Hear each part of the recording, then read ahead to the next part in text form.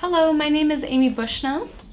Here today with Senator Hughes, State Senator for District F, Greater Palma Area and Chugiak, and your guys' State Senator. We have your letters from 6th grade students at Academy Charter School, and we're going to go through and answer your letters. Hi everybody, and I am Senator Hughes, and I am in room 30 in the state capitol here in Juneau. So thank you, Amy. Amy is going to read the questions, and I'll do my best. Not sure if we'll have time to get through all of them, but I know when you come, we always get together, and if I miss any, you can certainly ask me in person when you come for your visit. Fun. So we're going to start with the fun question. This is from Benjamin, Braden, and Engelbrett. I hope I said that right. I'm sorry. It says, did you feel the earthquake? How strong was it? Were you scared, and did your house have any damage? I'm not sure if that's a fun question, because that was kind of a scary time. And yes, I was home when that happened, and it was very scary. And our house did have damage. We had things crashing in every room and breaking, bookshelves tipping over, filing cabinets tipping over, things falling off the walls. A lot of cleanup, and we have cracks in our walls that we're going to be preparing and checking as the snow's melted to see if we have damage outside. So yes, and I hope you all weathered it fine, and I'm glad that there weren't injuries. I know everybody was pleased with that. Speaking of family at home, Ada and Ayla want to know about your family. Do you have any, or how many kids do you have, and how long have you been married? I have 4 children, and they range in age from 28 to 38. And I have grandchildren as well. And I have been married. Well, I was married in 1978, so I'll let you do the math. It's been a while, more than a few decades. And Jacob, he asked, how was it or is it to have a family member in the Army? Is it frightening, or do you get to see them often? Well, my husband was in the Army. He actually served in Vietnam, but I didn't know him then. So I haven't actually had a family member in the Army. I have had a family member in the Air Force, however, my son. And he's actually over serving right now. He's deployed in the Middle East. He's a pilot. So we're hoping he'll be home soon. He's been gone since Christmas. Very fun. So how did you get to become a senator? Kayleen, Sawyer, Brian, and Emma all want to know. Did you want to do this job? Like, what inspired you? I'll try to keep it short, but you know how you have friends in school, and sometimes your parents are friends with your classmates' parents? Well, that kind of happened with my youngest son. He was kindergarten, became friends with his parents, and the dad in that family decided to run for the state house. This was a long time ago, and he invited me to run his campaign. And so I did, and I started meeting people and got familiar with some of the work. He was elected. His name was Representative Carl Gatto. And I did a little bit of work for him in the district. And then many years later, he became ill, and he died of cancer. And I had a number of people come and ask me if I would consider running. And I kind of waited to see if somebody else would step up, and that would be good. And I ended up running and winning. And actually, I got appointed and was still running. I still had to run and win a campaign, but I did get appointed for a couple months before I won the election. And so here I am. I served in the House 6 years, and now this is, I served 4 years in the House, and now I'm in my 3rd year in the Senate. So being in the legislature, Matthew, Emma, and Tripp want to know if your job is stressful and hard. So I feel like I can answer that yes, but it's not without reward. They ask about how complex is your job? You know, I have to be able to switch gears really fast on many different subjects throughout the day. It makes it challenging and interesting, but also if I'm really absorbed in one subject and then someone else walks in the door, it's time for a meeting on another topic, I have to be able to make the switch. So complex issues, broad spectrum, but it is never a dull moment, for sure. That's true. Aaliyah, she asked, do you want to be governor one day? I've had a number House to Senate. Yeah, I've had a number of people ask me about that question, and encourage me to think about it. I have made no such decision. a day at a time at this point. But we do need good people to serve in that position. So thank you for the question. Maybe you will be governor one day. So Engelbrecht, Andrew, and Kaylin and Aaliyah, they ask, what do you love most about your job? Well, I think I love most hearing from the people back home and making sure that I'm checking in and that my values and my positions are in line with the people back home. And so hearing from, whether it's a phone call, a text, an email, or sometimes people actually come in person like you all will, that's the best part, is the people that I serve. So here's a couple questions from a few different people on the same subject. Slate, Braden, Jacob, Drew, Noah, Andrew, and Kaylin, they ask, why is the capital in Juneau? Do you like flying back and forth from Juneau to Anchorage? Do you live in the Capitol building? Sometimes it feels like it. And what is it like always being away from your family? Well, a lot of group, you might have to prompt me if I do. It's hard being away from family. We have a large state. Juneau's the capital. The population, when there was growth after the Alaska Native people were here and people from the lower 48 Americans came into Alaska, they started out coming up through southeast. And so there is a population shift with this, which is farther north, and a lot of people would like to see the capital moved. I know it would be certainly nice for our district. And so it is hard being away. I don't mind getting on an airplane and flying. What I don't like is paying for the tickets. That gets really expensive. But because coming back to the district and seeing family is important to me, I budget and pay for those tickets. Was there another question? And then how hard is it being away from your family? Well, I did say that was tough. So I do try to come home when I can to see family and connect with people in the district too. So Ryan wants to know, do you have any goals to improve Palmer business and development?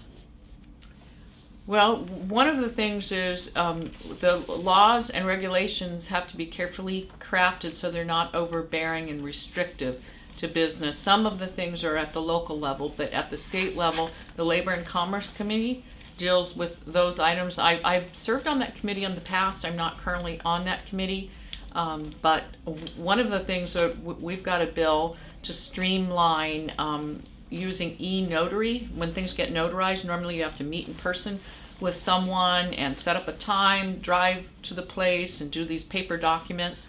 But we're going to be passing a bill that would allow all that done electronically. So that's the kind of thing that will help business. It will help not just business in Palmer, but around the state. Mm-hmm. And Ryan, Gabby, and Aiden, they ask kind of a tricky question. Can you stop the theft and crime in Palmer, Alaska? Well, I wish I could just do that with the wave of a wand, but instead, as chair of the Judiciary Committee, I am shepherding a number of bills that have to do with crime. And if our laws are strong enough, we hope that it will deter or make people think twice about committing crimes. It will also, people that commit crimes will have to serve time incarcerated or in jail. That will keep them off the street. So I hope that will result in less crime, less theft.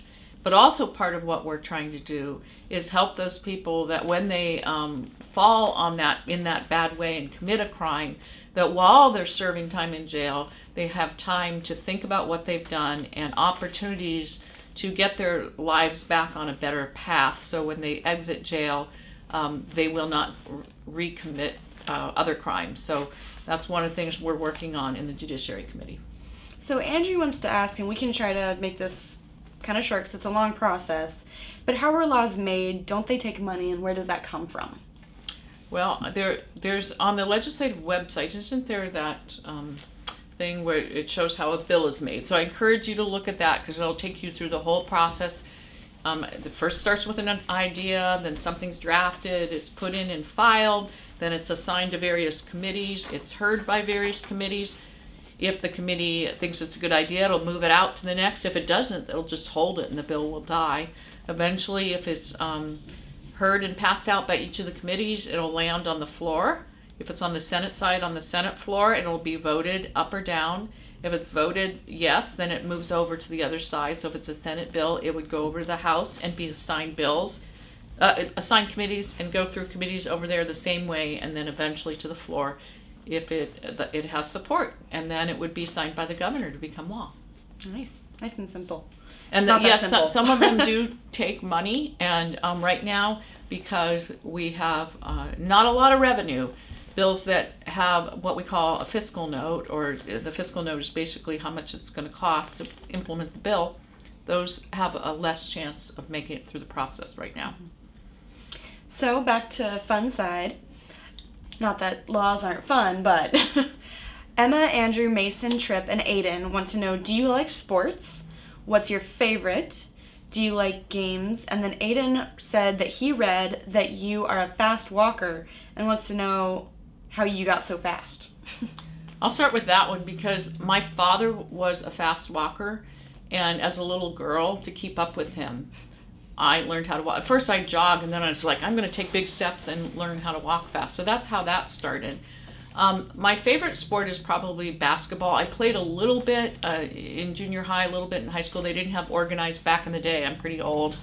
They didn't have organized girls basketball in high school, but my kids played, and so I have always enjoyed that sport. I like the pace of it. I think I saw somebody ask me whether I liked golf. That's a little slower. I like things a little faster moving. So basketball. Was there another question in there? Oh, games. Mm-hmm. Just generally playing games. Lots of fun. We do crazy things as a family, playing games sometimes together. We do one called Fruit Basket, where you get up and the caller calls something, and whoever it applies to has to get up and move different seats. And we've actually had people falling over each other, and had a family member break a foot one time. We really get into our games big time. Yep. Man. Well, so family time. Benjamin wants to know, what did you get for Christmas? Actually, I think it was break a toe, not a foot. So that's good. What did I get for Christmas? Oh my. I was more focused on what I was getting for my grandchildren. I know my daughters got me some nice clothing or something, but to me it's more about the children. Do you have any pets? Over the years, we've had dogs and cats. Right now, because I'm not home a lot, my husband used to do a fair amount of traveling, we had to kind of pare that back. But we started having a problem with mice at our house. And so we were going to maybe borrow someone's cat, and then my little granddaughter, who just turned 5, she sat on Santa's lap and said the only thing she wanted for Christmas was a kitten. Well, her family had dogs, so they couldn't have a kitten. And I was thinking about borrowing a cat for these mice, so we ended up getting a kitten for Christmas for her. And now it is a cat. It's a year old. And so, yeah, we have her name's Abigail. Yeah. So that was from Mason, Aaliyah, Benjamin, Noah, and Engelbrecht. Thank you. Engelbrecht wants to know, on a scale from 1 to 10, how much do you like hunting? I like to eat what comes from hunting. So I'm a big fan of moose. You'll have to tell me about your hunting exploits. I'd love to hear them when you come. So Caitlin, talking about moose, she asks, are you aware that there are moose poachers, and what are you going to do about it? I am not on the resources committee, which deals with the Department of Fish and Game, which would be aware of those kind of things. So no, I haven't heard about that. I have heard about that in our area regarding fish, and our wildlife troopers, I know they would be focusing on that. So I'll have to ask one of the wildlife troopers about that, but thank you for bringing that up. All right. Gabby asks if you could open more hiking trails. So while we're adding to the list of... hiking trails, that's often organized at the local level, so if that's something that interests you, I know there are groups that work on trails and go out and groom them and take care of them. There has been money in the past to build trails in association with roads, and when major roads are put in, often bike paths are added, and that would be funded partially through the state, through the Department of Transportation. So trails are great, and I encourage you to get involved at the local level and maybe help build some and take care of them. And then Tripp and Jacob want to know if more park rangers can be hired to protect the animals.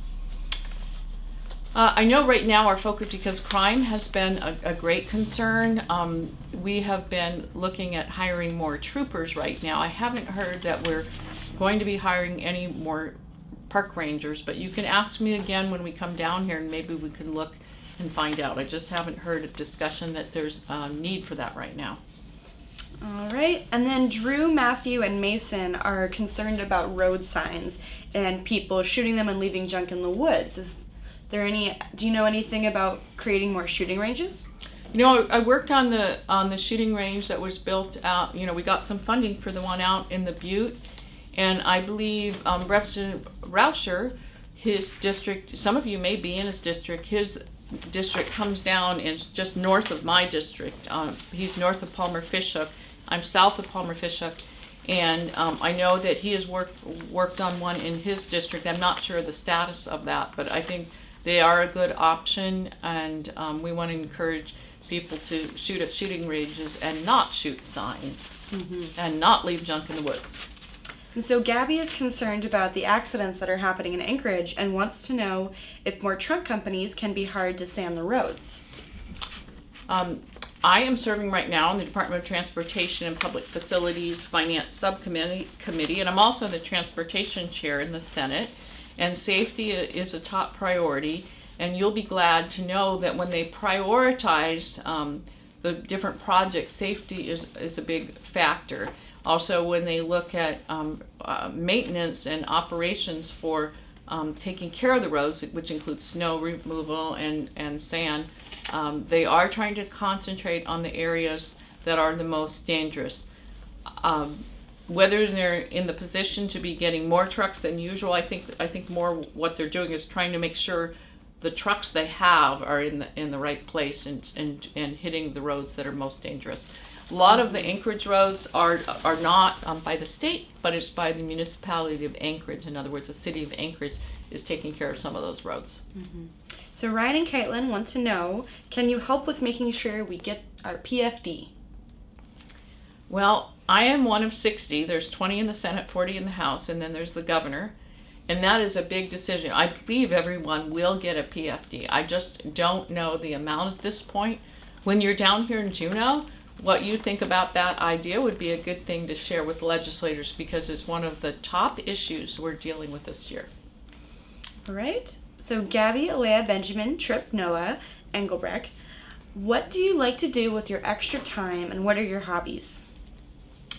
Well, I don't have a lot of extra time here. If I have a little bit of extra time, it's usually I need to run to the store, or I need to run and do laundry. In the little bit of free time here, I love FaceTime because I get to interact with my grandchildren, and so I'm very thankful for that. And when I'm back home, I do like very much to travel to see. I've got some grandchildren in state, some out of state, so traveling is a fun thing. I got to go to Vietnam last year with my husband. He'd served there. It was the first time he'd gone back, so I love exploring new cultures and new foods, and just trying to get the perspective of people in different places on the globe. So Emma saw that you lived in Canton, Ohio. She wants to know, how long did you live there, and was it hot? Well, Ohio has hot summers, but it also has cold winters, snow. And I lived there until I was 16. I graduated from high school early before I moved up to Alaska. So yeah, it was a great place to grow up. There are not too many people from Ohio here in Alaska, but every once in a while I will meet one. And one is your U.S. Senator, Dan Sullivan, in Washington, D.C. He was originally from Ohio. So there are a few of us here in Alaska. I wish I could say I was born here, like probably most of you can say, but I was not. Caitlin asks, is it a possibility that teachers can get paid more? She says children get grumpy with the shortage of sunlight, and teachers should earn more for dealing with that grumpiness, basically. That's been a discussion. I actually believe that great teachers deserve to be paid and respected, like scientists and physicians, because they have one of the most important jobs. And one of the things that I want to make sure is that the dollars that we give to school districts and schools that it, as much as possible, go into the classroom and not be for administration. So I do think teachers need to be paid more, and right now I think that when you look at what we pay teachers in Alaska, we are a little bit behind other states actually. So I know teachers work hard. I also want to make sure that we have the best teachers possible. In some situations, it's school districts and principals don't have the freedom to get rid of a teacher that might be not that great. And that's a problem because of the contracts and things like that. And because I think we should have the best teachers possible. So Jacob wants to know if we could block gill nets to save sea turtles, humpback whales, common dolphins, and king salmon, but hopefully without affecting others too much. Well, the Board of Fish works on those kind of issues, so you might want to write a letter to the Board of Fish, and they could probably give you a better answer than I could. I'm sure as they make the policy and decisions regarding that, they are trying to make sure that they're not bringing harm in other areas. So, good question. All right, and I think this is our last question. Kaylin and Andrew want to know, are there any laws that you would like to change or laws that you favor over others? So maybe, what's your favorite law right now? Well, I can tell you one that I'm working on right now, and you could even look it up. You could Google Alaska State Legislature, and when the home page comes up in the top, there's a place where you can search at the top, and you type in the bill number, and then you can read about it. And you would type in SB 79, Senate Bill 79, that's what SB stands for. And it's a bill about education, and we're calling it the Education Transformation Act. And it's all about helping you as students have the best opportunities and have high quality teachers, and to make sure that the dollars are being directed to the classroom and not into other things that don't help you. So it has to do with virtual education, online learning, and opening up opportunities in that way. It has to do with students learning to read at an early age. It's Read by 9 is the concept. We want students to all know how to be excellent readers by 3rd grade so that they're ready to be able to read, to learn social studies and science and everything 4th grade and on up. So that's part of it. But you could certainly look at it, and when you come down here, we could talk about it. If we had a couple hearings about it, and it looks like it's going to be moving out of the Education Committee next week, we hope, and on to the Finance Committee. So that's one of my favorites right now because I've been working on it a lot. And if it does come to law, it'll start to affect all of you being in 6th grade. The bill is for 6th graders into 12th. So right, the virtual education piece is, and then the Read by 9 is for the lower grades. Although I am now hearing even at younger grades, there's some fantastic opportunities with two-way interactive. So we're not just going to park a 3rd grader at a computer, but sometimes there can be actually live interaction between 2 classrooms, and maybe a teacher that that speaks Spanish can video conference with another group of 3rd graders and teach Spanish where the one classroom the teacher doesn't speak it. So it opens up opportunities at all grade levels, but I've always focused it on for the higher grades. But I'm hearing around the country that sometimes even the younger grades participate in that. Yeah. So I think that's the end of our questions. So we're going to say a thank you to Andrew, Kaylin, Matthew, Aaliyah, Sawyer, Mason, Benjamin, Slate, Braden, Engelbrecht, I'm so sorry, Ryan, Emma, Tripp, Jacob, Caitlin, Drew, Noah, Gabby, and Aiden, 6th graders at Academy Charter School. If I missed any of your questions, I super apologize, but we're really excited to see you guys, and you can ask all the questions you want. So yeah, we look forward to your visit every year with your principal. A great group comes down, and I'm sure it will be the same, and hopefully I'll get to meet some of your parents that come along too. So in the meantime, safe travels to Juneau, and we'll be looking forward to meeting you in person. Thank you. Thanks.